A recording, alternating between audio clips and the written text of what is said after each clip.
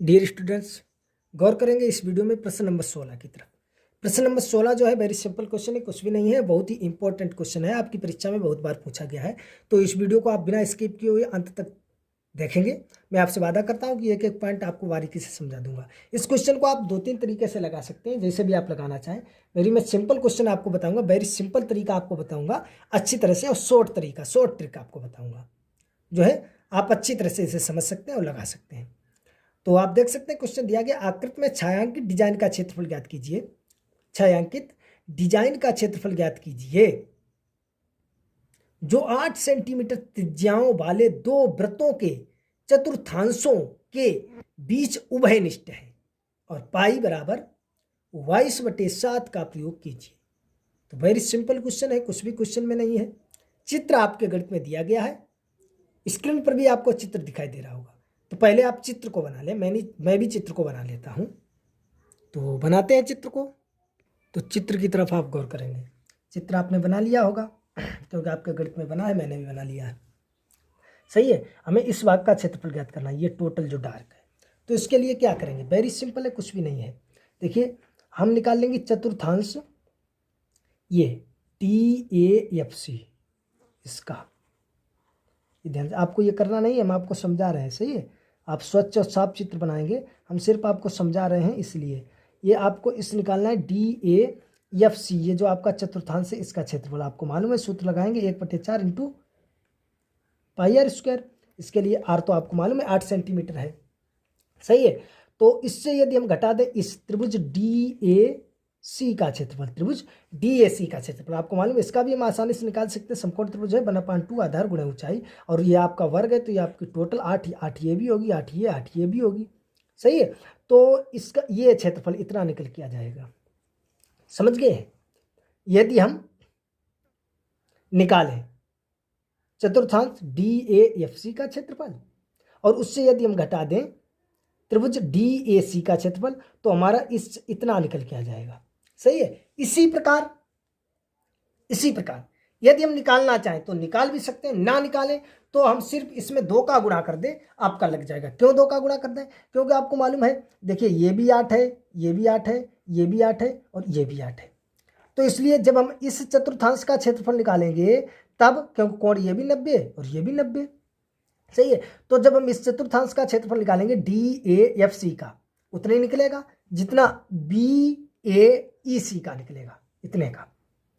क्योंकि उसके लिए भी हमारी त्रिज्या 8 है और कोण भाई 1/4 और पाई आर स्क्वायर लगाएंगे, सेम निकलेगा। सही है। जब त्रिभुज हम निकालेंगे BAC का क्षेत्रफल, तब भी बात वही है, 1/2 आधार गुणा ऊंचाई, यानी 8 × 8। इसके लिए भी वही है, सेम है। तो इसके लिए चाहे तो आप डबल निकालना चाहे निकाल लें, या ना निकालें, डायरेक्ट 2 का गुणा कर दें, आपका निकल आएगा। देखिए एक का हम निकाल लेंगे, सही है, और सेम इतने ये है तो इसमें 2 का गुणा कर देंगे तो इसका भी निकल आएगा। समझ गए आप अच्छी तरह से। तो चलिए हम निकालते हैं। पहले हम निकालेंगे चतुर्थांश DAFC का क्षेत्रफल। तो हमने लगा दिया, ये हो जाएगा आपका 1/4 चाहे 90/360। सही है। और पाई आपका दिया गया है क्वेश्चन में कि 22/7 का प्रयोग कीजिए, और इंटू ये आपका आर आप देख सकते हैं 8 है। सही है। तो काट दो, ये हो जाएगा 4 दूनी के 8।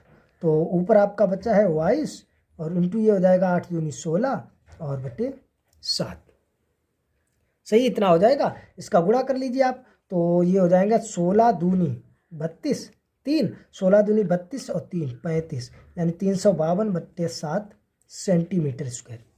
ये निकल के आया है चतुर्थांश DAFC का क्षेत्रफल। आपको पूरा लिखना है चतुर्थांश। सही है। इससे हम निकालें त्रिभुज DAC का क्षेत्रफल। DAC का क्षेत्रफल आपको मालूम है, समकोण त्रिभुज है, तो हो जाएगा 1/2 आधार यानी DC और बटे ऊंचाई AD। सही है। तो ये 1/2 DC आपको मालूम है 8 इंटू AD भी आपका 8। यदि काट देंगे 2 चक्कू 8, तो ये बचेगा 8 × 4 बराबर 8 चक्कू 32 सेंटीमीटर स्क्वायर। तो जो त्रिभुज का निकल के आएगा वो कितना निकल के आएगा, 32 सेंटीमीटर स्क्वायर। सही। इस टोटल का हमने निकाल लिया और इस त्रिभुज का निकाल लिया, तो टोटल से त्रिभुज का घटा दें तो हमें ये जो है इतना निकल के आएगा। यदि यहां से हम निकलना चाहें वृत्तखंड,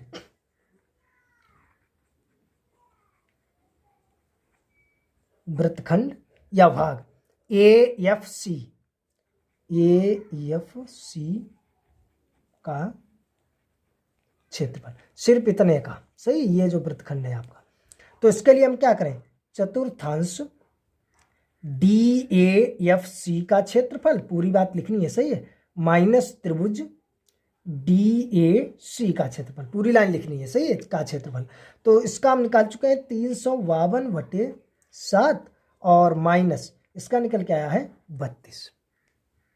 समझ रहे आप अच्छी तरह से, यहाँ तक तो आपको कोई समस्या होगी नहीं। सही है, तो यहाँ से हमने माना इसके नीचे 1 और 7 को ले लिया एलसीएम। तो ये तो हो जाएंगे 352 माइनस 7 का गुणा करो, 7 दूनी के 14 और 7 या 21 और 1 22।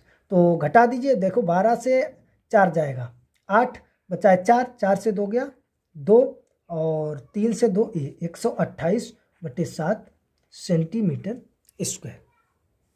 128/7 सेंटीमीटर स्क्वायर, ये आ गया है भाग इतने, भाग AFC का क्षेत्रफल या वृत्तखंड AFC का क्षेत्रफल। इसी प्रकार जब हम निकालेंगे वृत्तखंड AEC का क्षेत्रफल, यानी इस चतुर्थांश का क्षेत्रफल निकालो और उससे इस त्रिभुज का क्षेत्रफल घटाओ, तो सेम वही निकलेगा 128/7, क्योंकि भुजाएं और कोण वही बराबर है।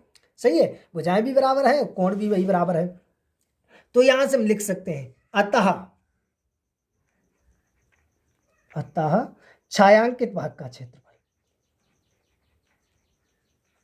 छायांकित भाग का क्षेत्रफल कितना हो जाएगा, छायांकित भाग का क्षेत्रफल हो जाएगा, यानी दोनों वृत्तखंडों का क्षेत्रफल। ऊपर वाले वृत्तखंड का क्षेत्रफल निकाला है तो हम लिख रहे हैं 2 ×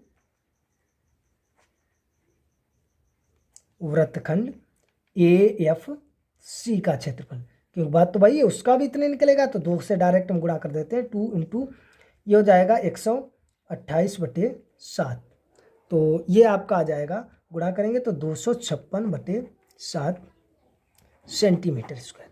आई होप आप अच्छी तरह से समझ गए होंगे। सही है, यदि आप 2 का गुणा नहीं करते हैं तो जिस प्रकार से हमने AFC का क्षेत्रफल निकाला है, इसी प्रकार आप वृत्तखंड AEC का क्षेत्रफल निकाल सकते हैं। वृत्तखंड AEC का क्षेत्रफल, वृत्तखंड AEC का क्षेत्रफल, इसका भी निकल के आएगा 128/7। तब दोनों को ऐड कर देंगे। समझ गए आप अच्छी तरह से, यहां से आप गौर करेंगे। सही है, हमें इस छायांकित का भाग क्षेत्रफल निकालना है, तो इसके लिए हमने इस चतुर्थांश से इस त्रिभुज का घटाया तो हमें ऊपर वाले इसका क्षेत्रफल मिल गया। इसी प्रकार जब हम इस चतुर्थांश से इस त्रिभुज का घटाएंगे तो हमें ये नीचे वाला ये मिल जाएगा, दोनों को ऐड कर देंगे। बात तो वही है, जितना ऊपर वाला निकलेगा उतना नीचे वाला निकलेगा, क्योंकि ये जो है भुजाएं समान है, ये कोण भी बराबर है, तो सेम निकलेगा। इसलिए हमने इसका निकाला ही नहीं है, डायरेक्ट हमने 2 से गुणा कर दिया है और ये आपका आंसर आ गया है। आई होप आप अच्छी तरह से समझ में आ गया होगा। अगर समझ में आ गया तो वीडियो को लाइक करें, कमेंट करें, शेयर करें, हमारे चैनल को सब्सक्राइब और बेल आइकन अवश्य दबाएं, जिससे हम कोई वीडियो अपलोड करेंगे आपके पास तुरंत नोटिफिकेशन पहुंच जाएगा और आप उसे तत्काल देख सकेंगे। फिर भी अगर इसमें कोई प्रॉब्लम समस्या है तो आप हमें कमेंट बॉक्स में बता सकते हैं, हम इस क्वेश्चन को पुनः समझा देंगे। वैसे मैंने पूरी कोशिश की है, एक एक पॉइंट आपको बारीकी से समझाया है कि हमें भी दोबारा मेहनत ना करनी पड़े, आपका भी टाइम दोबारा वेस्ट ना हो, आपको एक ही बार में अच्छी तरह से समझ में आ जाए। और वेरी इंपॉर्टेंट आपका प्रश्न है, आपकी बोर्ड परीक्षा में बहुत बार पूछा गया है और पूछा भी जाता है। सही है, तो इसलिए ध्यान देंगे, अच्छी तरह से समझेंगे। मैंने एक एक पॉइंट आपको बारीक से बताया है, और अगर आपको कोई समस्या है तो कमेंट बॉक्स में आप हमें अवश्य बताएंगे, हम आपको पुनः समझाएंगे। सही है, तो चलिए मिलेंगे अगले वीडियो में एक नए चैप्टर के साथ, क्योंकि आप देख सकते हैं जो आपका 12वां चैप्टर था उसमें 3 ही प्रश्नावली थी, और 12.3 जो आपकी तीसरी प्रश्नावली है, आप देख सकते हैं जो 12.3 आपकी तीसरी प्रश्नावली है, उसमें 16 प्रश्न थे, तो 16 प्रश्नों को मैंने डिस्कस किया, आपको समझाया। तो चलिए मिलेंगे अगले वीडियो में प्रश्न नंबर 1 चैप्टर 13 के साथ।